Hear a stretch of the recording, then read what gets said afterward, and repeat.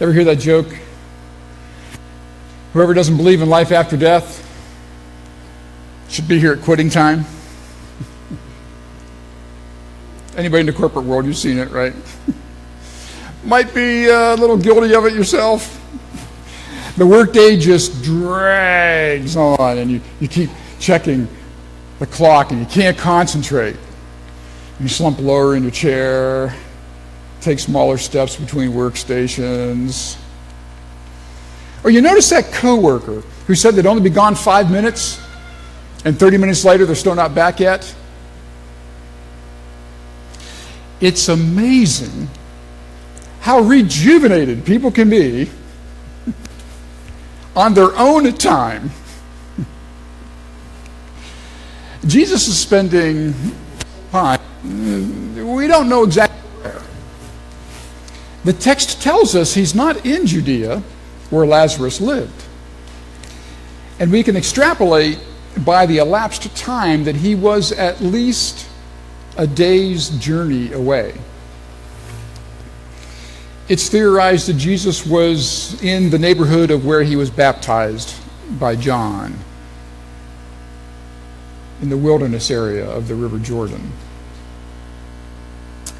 I'm guessing Jesus was on a little vacation with his disciples.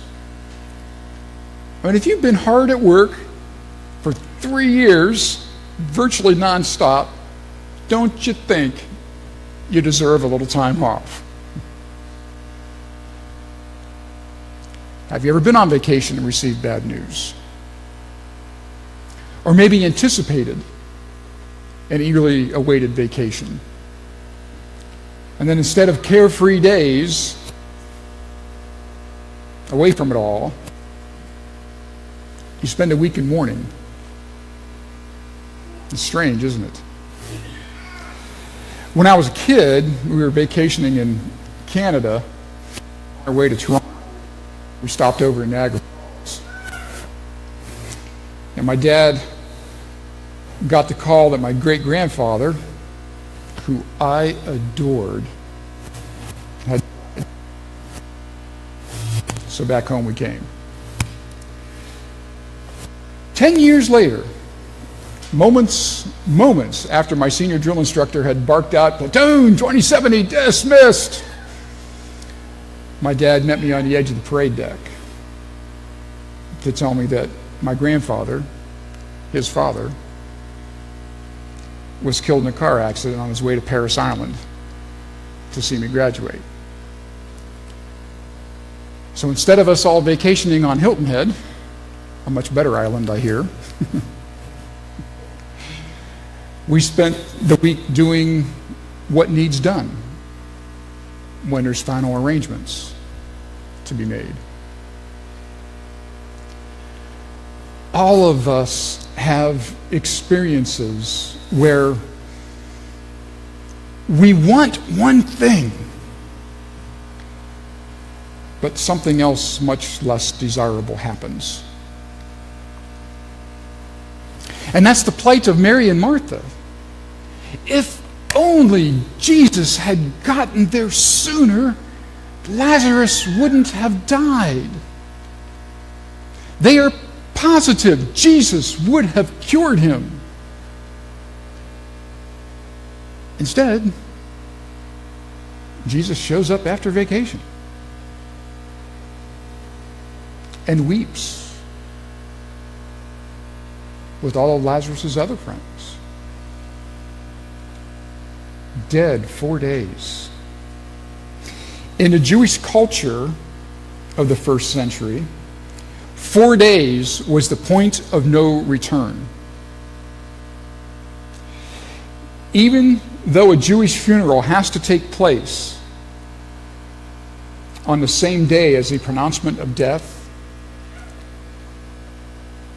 the bodies were usually entombed, not buried. And it was believed that the soul would remain outside of, but nearby the body, in a state of confusion, not knowing whether or not to re-enter the body. 4 days means Lazarus is really dead. And only a miracle can save him now. Jesus has spent the last 3 years teaching and performing miraculous healings. And for 3 years, the people have been asking him for a sign. He really has been sent by God. Back in chapter 6, he feeds the 5,000 people. And the very next morning, the people say, "What sign are you going to give us so that we may see it and believe you?" He gives sight to the blind. He lets the lame walk. He cures epilepsy and leprosy, and still people doubt this is any more than a carpenter's son who has a nifty way with words.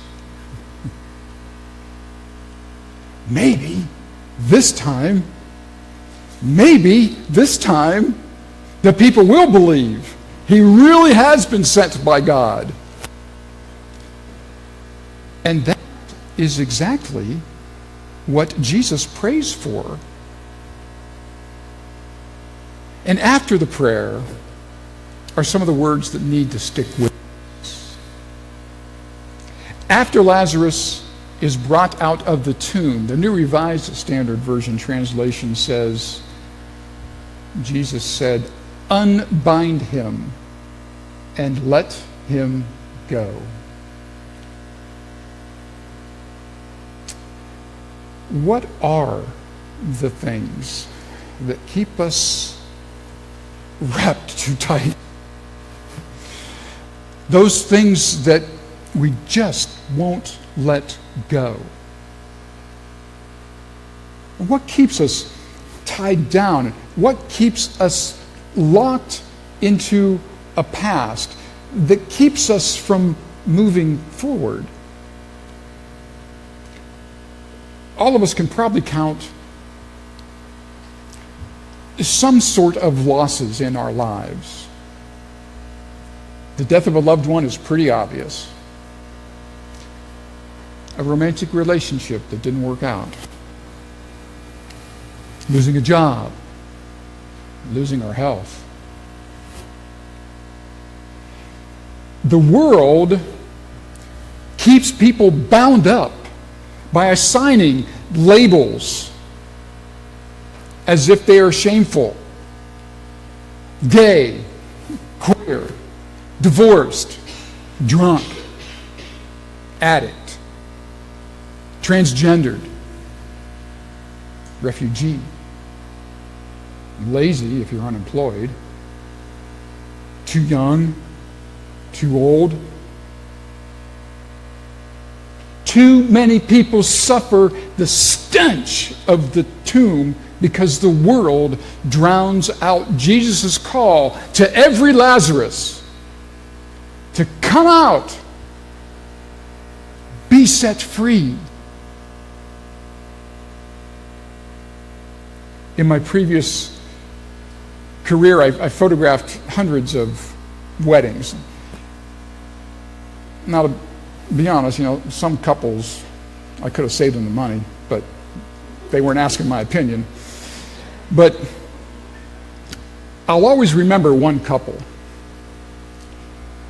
Many brides, if not all, dream of the day that their father will walk them down the aisle.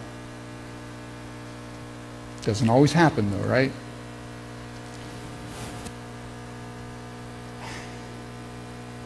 There was a girl that had to alter her expectation when it was learned that her father would not be well enough to walk her down the aisle. And she said, "That's okay. A wheelchair is going to be just fine." And 2 days before the wedding, he died. What do you do? Invitations are issued. The hall's booked. Hundreds of people are coming. And so she said, we celebrate. She said, I decided this isn't going to be the funeral. We're going to have a wedding. And emphatically, she declared, I choose joy. I choose joy. Amid her family's grief, she found the strength to be set free of that grief, to leave that tomb and celebrate the life of her father, who she adored, by marrying the other man she loved and adored.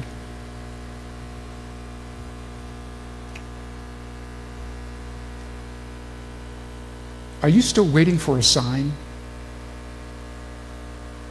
There are signs of the resurrection here, the second and fourth Saturday of every month.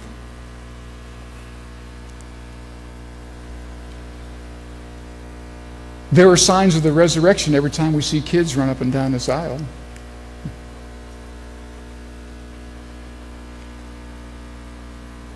I got to see a sign of the resurrection on Friday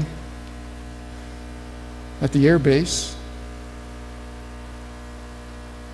when people said, you know, we got this stuff we're not using anymore. Maybe the Mission of Love can use it. Jesus says, come out, be set free. Every time a refugee finds sanctuary in our country, refugees that we help welcome,